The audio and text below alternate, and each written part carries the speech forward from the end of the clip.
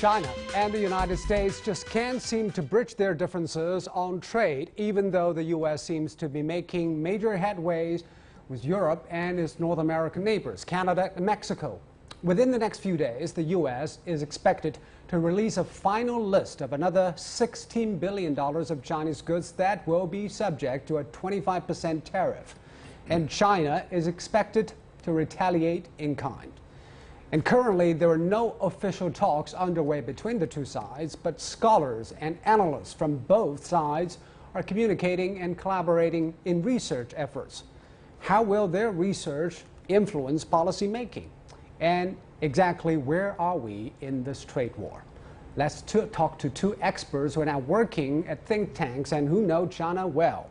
Michael Pillsbury is a senior fellow and director of Chinese strategy at the Hudson Institute. He has worked in the U.S. Congress and the executive branch for every administration since President Richard Nixon. We're also joined by Mr. Wang Huiyao, founder of the Center for China and Globalization, the largest independent global think tank in China. Let me start with you, Mr. Pillsbury, because last time when we were talking to you, you aired your opinions on China-U.S. relations. You said China-U.S. ties will definitely get better in Trump administration. Let's take a listen. If I see you in 2 or 3 years, I think you'll agree relations under Mr. Trump are better than under Obama and other presidents. Yes, you were talking to Tian Wei, and you said U.S.-China relations would be better under President Trump. Is it better? Yes, it's better. In what way? The cooperation on North Korea is very impressive. This has not happened with any previous Chinese president and American president. That's the main thing. Secondly, President Trump has not taken any moves on Taiwan. He has not sold a big package of weapons to Taiwan. There's no more telephone calls to Taiwan. President Trump has not received the Dalai Lama in the White House. President Trump has not done any really aggressive freedom of navigation operations in South China Sea. So if you look at all the main issues, President Trump has avoided creating trouble in U.S.-China relations. And he has many channels to President Xi Jinping. According to one friend of mine, Xi Jinping, Zong Shuji, and President Trump have enjoyed more than 30 phone calls to each other, sometimes as long as 1 hour. But he seems they have to met in person several times. Big trouble that is looming large. The Sure, trade war. Yes. Could that undermine everything that we've seen over the past 2 years? Well, yes. If it's a major trade war in which both sides place 10% tariffs on all products, this will slow down the growth rate of both sides, and it will affect global economic growth. So a major trade war obviously would be a disaster. We are moving in that direction, but I don't think the major trade war has begun yet. So if there's a gigantic trade war, you can call me in Washington, D.C., and I will admit to you I was wrong. Relations did not improve between President Trump and President Xi. But I still am very optimistic we can avoid a major trade war. That's one reason why think tanks have to do research on the causes of the situation. As we say, how we got here may have a lot to do with how we can untie the knot. And Mr. Wang, do you share Mr. Pillsbury's optimism that wouldn't be a major full-blown trade war? Personally, I actually agree with Mr. Pillsbury that, actually since President Trump came to the office, there was quite a few positive things. North Korea and quite a few things obvious. But of course, this trade friction or trade war that is currently happening is also causing a lot of alarm, as Mike mentioned, I think. But the key is also that probably we need a better communication, we need a better dialogue. That's why CCG, Center for China Globalization, and Hudson Institute, that we are trying to work together, trying to have this joint research project to really review actually the 40 years of U.S.-China relations since they built up the diplomatic ties. It's also the 40 years anniversary of China opening up. So I think there's a lot of common progress that those countries made and all the previous leaders. Now we are getting to the next 40 years. I think in this critical juncture, it's good to look at all those pros and cons and progress made. Where are the lessons and how can we improve that, and also how we can do the research and then to generate the recommendations and the policy. And according to your research, why China and the U.S. are now facing the danger of trade war at this particular moment? What is the crux? Well, basically, I think there's quite a few areas. So, first of all, there's a structural reasons. I mean, the U.S. has been, the economy has been, developed in the last, 100 years, and then come to that stage is a lot of manufacturing has been shifted to China. So that's because of the productivity shift. I mean, that's a lot of major old-fashioned, manufacturing actually come to China. That's one reason. Another reason I think U.S. is having U.S. dollars as very strong. I mean, the world currency, and that actually helps U.S. to buy a lot of product from China. And also, thirdly, is that the U.S. trade has a surplus with China, but also then it's actually cut surplus with other countries, with other Asian countries, other partners. So China actually took many other parts of the world to contribute to the U.S. In that kind of deficit probably situation. And also, I think another reason is the calculation. You mean the service trade, the tourism, the student movement, and there's a lot of that kind of service trade was not calculated into this kind of trade deficit. So there's many reasons to that. I think also for China too. I mean, when they do the transition, we probably needs to diversify. We shouldn't really just work in one country. Maybe we should have more market. And so there's a lot of reason to be examined to find out. That's our that's why we want to do more research on this subject. So, Mr. Pillsbury, you also think the trade deficit, which is huge between China and the U.S., is the biggest problem. That's why we have a trade friction. I think President Trump has said that several times, that the enormous trade deficit is the biggest problem. It's the biggest trade deficit in the world. And as Henry says, we have to find out the origins. This didn't just happen in 1 year. We didn't go from zero balanced trade to 500 billion deficit. It happened very slowly. And it's not clear to me if it was decided by Guoyou Qie, state-owned enterprises. They want to buy European products for some reason, or if it was decided by the government. But that problem has probably 20 years of background. But it's not the only major problem.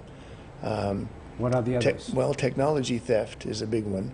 Here, President Xi Jinping has several times said he opposes intellectual property theft. He's increased the number of courts, intellectual property courts inside China, increased the number of judges, taken it seriously. But the White House has released these two very long reports with hundreds of examples of either intellectual property theft or what we call forcible technology transfer. And so far, there's no satisfactory answer from Chinese media or Chinese scholars about all these allegations. There's a third area, and it was just investment. China has a so-called negative list that does not accept foreign investment in many, many sectors. This is being reduced as China opens up. But China speed or rate of opening up, this really affects the trade with the U.S. Also, in Chinese investment in the U.S. has been many problems that are documented in these reports. So it's not just one problem. Okay. President Trump summarizes it all in one word. I don't know if you heard this word. What is that word? Reciprocity. Reciprocity. Yes. Okay, let's talk about those three problems one by one. First of all, the loss of jobs and the trade deficit. According to many Chinese economists, the trade deficit is a structural problem. Basically, is America not saving enough? Basically, is the structural change of the world economy. And also, they have different math. The Chinese say, we actually buy a lot of services from you. You don't count into that. We also buy a lot of stuff from Hong Kong, via Hong Kong and Macau, you don't count into that. Right, that's true. The natural deficit is not that huge, and it can be solved by us buying more.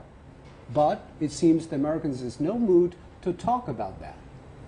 Is that correct understanding? It's basically correct. Most economists tend to play down the importance of the deficit. As you said, they think it's some sort of structural problem based on savings rates.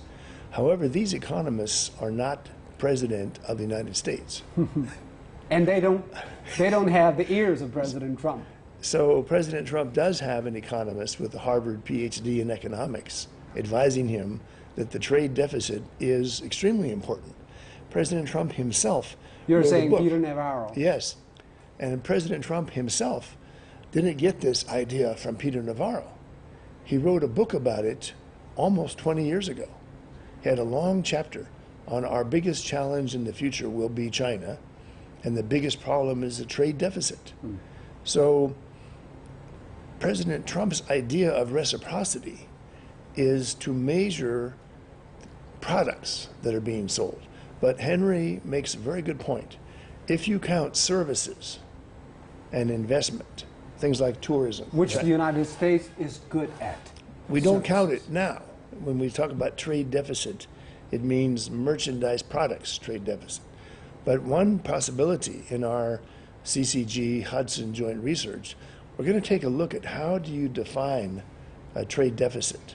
Other countries include services like tourism and investment returns. So we're trying to take a new look at the trade relationship between U.S. and China, and not just look back 40 years, but also look ahead 10 or 20 years with several scenarios. One could be a super trade war scenario. So you mentioned Peter one could be more Navarro. positive. I know that you invited Peter Navarro to Yes. Hudson Institute after your trip in Beijing. Yes. So have you talked to him about the structural problem? It is not just a trade deficit. There is a reason why there is trade deficit, and it's not necessarily against America's interests. Yes, I have talked to him, and I have read, he wrote 3 books about China. He doesn't agree. He thinks the trade deficit is extremely damaging to American workers. In fact, he was not a China expert for most of his life. So people ask him, why did you take interest in China? Only in the last few years. He said, my students could not get jobs. They were all unable to join the workforce because China stole all these American jobs. This is his personal observation. But Peter Navarro also has written a lot about intellectual property theft, forcible transfer, and especially the treatment of American companies inside China. So you see how big this problem is. And lots of other people agree with Peter Navarro. He's Do not you all by think himself. President Trump should listen to both sides of the argument? It seems after Gary Cohen and McMaster left the White House, the White House is full of hawkish forces rather than moderates. That's why those aggressive trade policies have been put forward, which is dangerous. I don't agree. As I mentioned, President Trump had this idea himself in his book, published in the year 2000. Number 2, he does have many voices in the White House. He calls people on the outside. He's known to invite Henry Kissinger to But give only his views. to those who are with him on his ideas. No, I would say some American billionaires oppose trade deficit problems, and President Trump talks to them. So he's very open, seeking advice. But the only thing is, he already believed this for almost 20 years. 不是他昨天听到了一个小鸟，那就是 But also recently, you have a senator actually voting against the tariff increase, and also have a congressman wrote letter to President Trump, talking about resume talks with China. So he has other people in the Congress against him as well. And the problem is those That's voices, will they get loud enough from Congress, from business circles? That will force President Trump to think twice about whether he should double down on those aggressive tariff policies.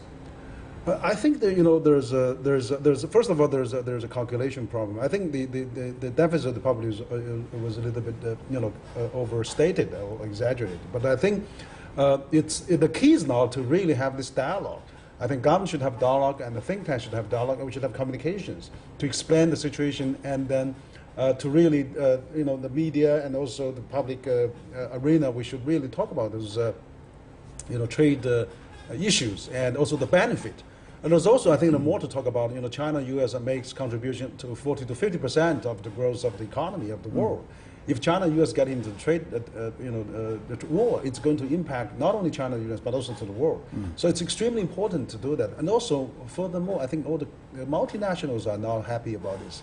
They actually air their concerns, and it's also impact the employment back in the United States and also here in China. So I think there's many multifaceted issues that both countries, particularly think tanks, should get together and then find solutions and recommendations. And that's where I think CCG and Hudson are trying to work on those issues. But it seems a lot of signals are pointing to the other direction, because the news is that the Americans and the Europeans have struck a deal on zero tariffs on each side, although that is not confirmed yet. They still agree to talk later on about whether to lift tariffs on all products, including agricultural products, which is very important for Europeans.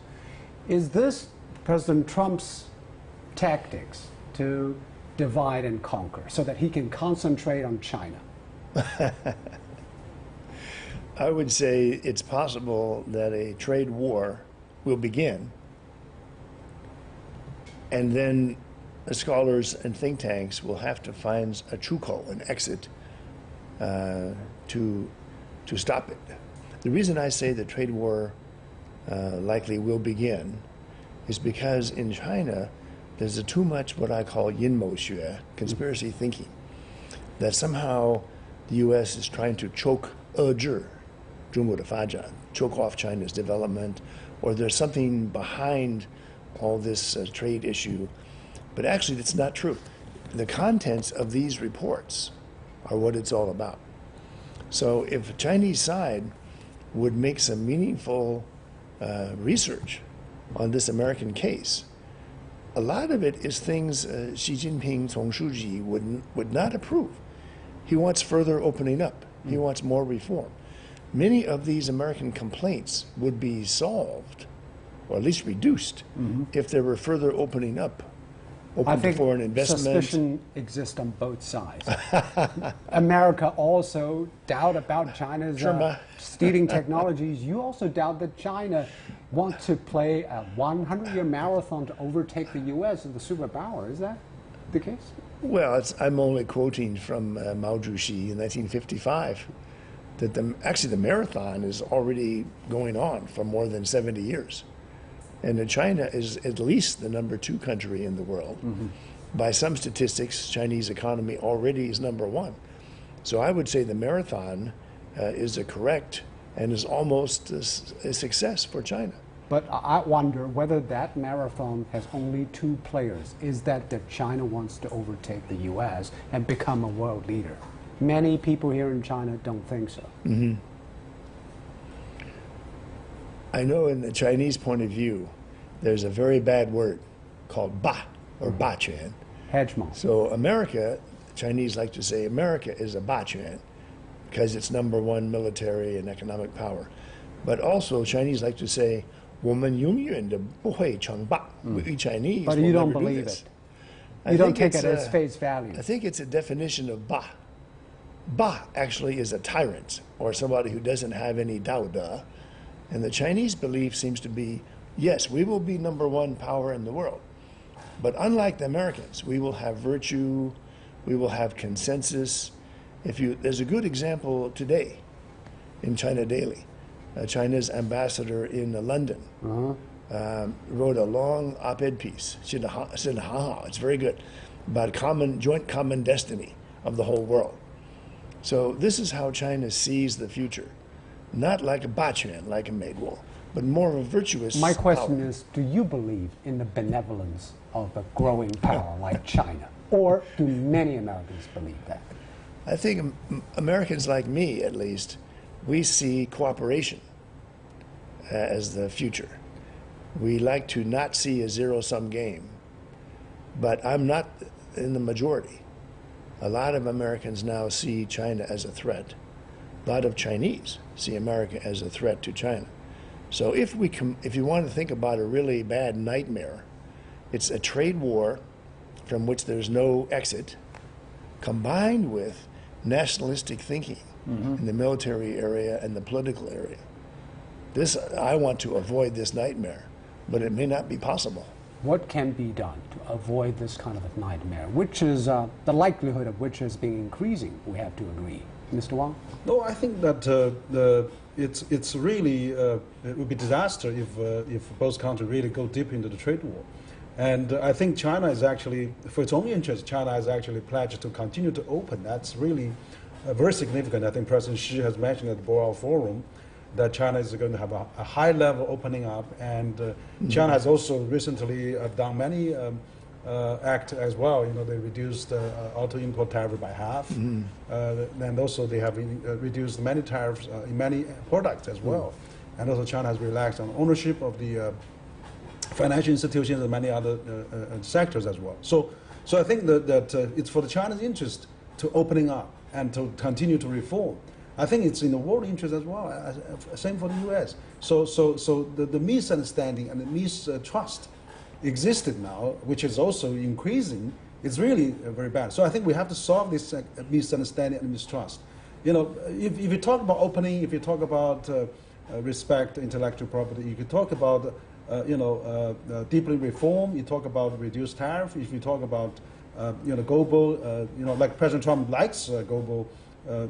Trade alliance now with EU, with Mexico and Canada. So why can't China and U.S. work together on these global trade issues? And I think that we can avoid this kind of trade war. So that I think the think tanks really need now, and also the think tank community of China and U.S. should work together and solve this kind of misunderstanding, mistrust. I want to get one important aspect of this, a message to the Americans. Probably they don't wrap their minds around, is that China will be the biggest market in the world. We will probably have 600 million middle class next year. And China's consumption is already 70% of the globe of its own GDP. China will buy a lot and a lot more from America, from That's Europe. Right. Have Americans forgot that? No. In fact, as a solution to the possibility of a trade war, President Xi Jinping has had a very successful campaign against corruption for the last 5 years, including corruption in state-owned enterprises and inside the Communist Party. The list of bad behavior in these two reports, President Xi could say, I agree. I don't want this bad behavior to be carried out by Chinese enterprises or party members. And I think President Xi would be immediately respected and obeyed. So my hope is these documents are really written only for one person, Xi Jinping himself. But when you look at the 10 demands from the U.S. delegation, when they come to Beijing, when we go to Washington, it sounds like they're asking China to capitulate, to kowtow to the U.S. demands. You have to drop $100 billion of tariffs in the first year, and then another $100 billion next year.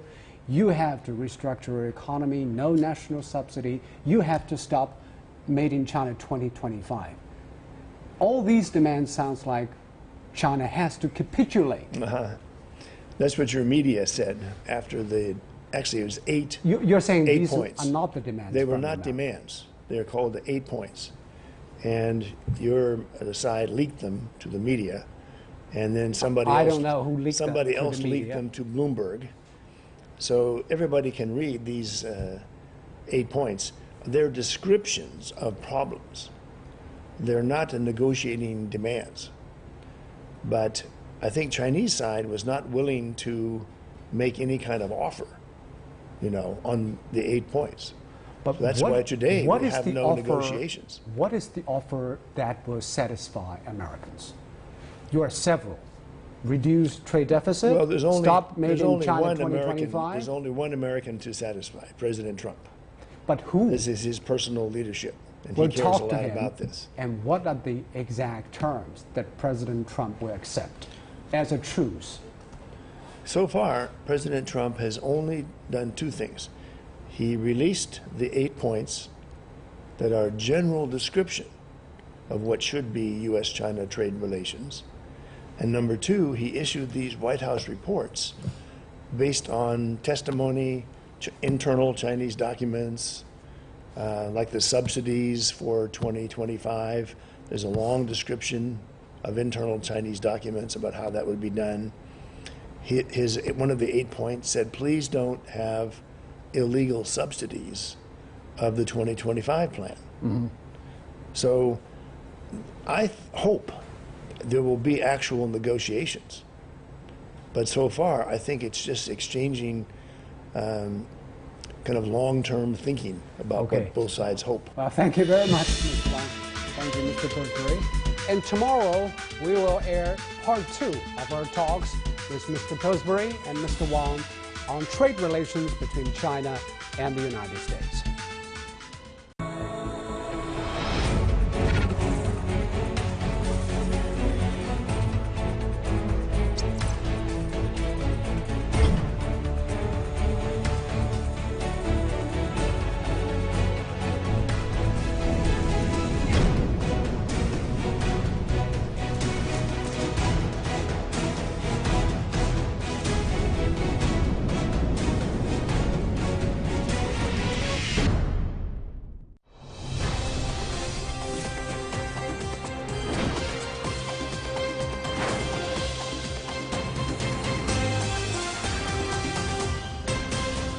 This is CGTN.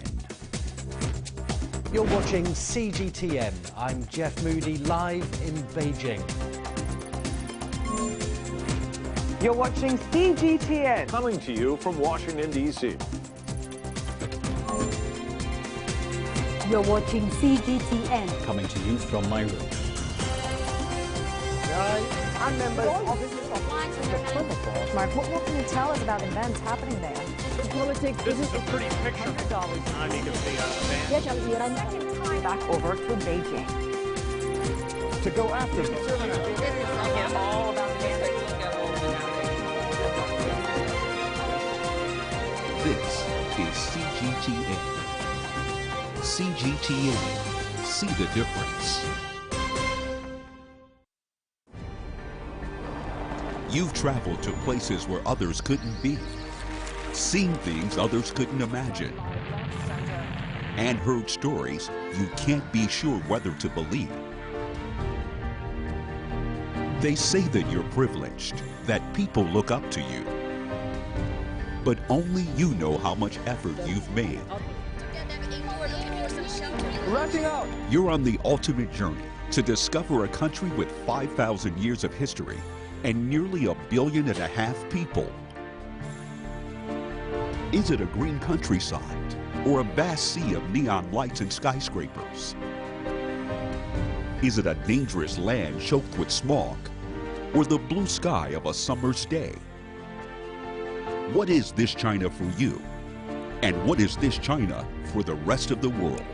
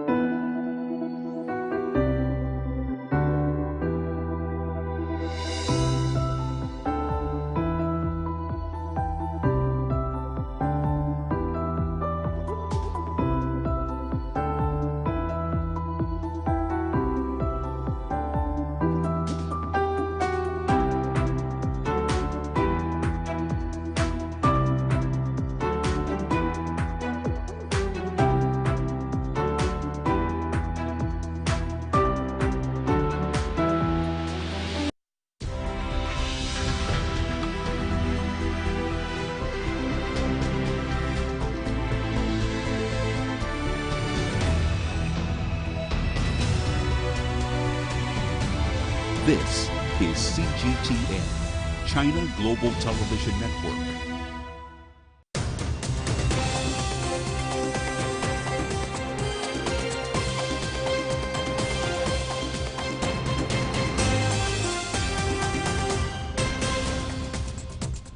Hello everyone, it is so good to have you with us on The World Today. I'm Jonathan Betts, live in Beijing.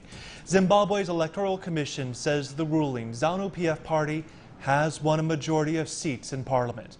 But the commission withheld the results of Monday's peaceful presidential election.